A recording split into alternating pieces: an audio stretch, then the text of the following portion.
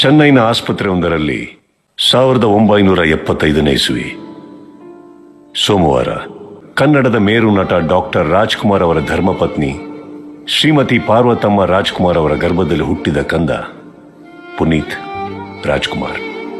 ಸಹೋದರರಾದ ಶಿವರಾಜ್ ಕುಮಾರ್, ರಾಘವೇಂದ್ರ ರಾಜ್ಕುಮಾರ್, ಸಹೋದರಿಯರಾದ ಪೂರ್ಣಿಮಾ, ಲಕ್ಷ್ಮಿ ಅವರ ಮುದ್ದಿನ ಅಪ್ಪು, ಎಲ್ಲರ ಪಾಲಿನ ಪ್ರೀತಿಯ ಅಪ್ಪು, ಅಭಿಮಾನಿಗಳ ಪಾಲಿಗೆ ಪವರ್ ಸ್ಟಾರ್.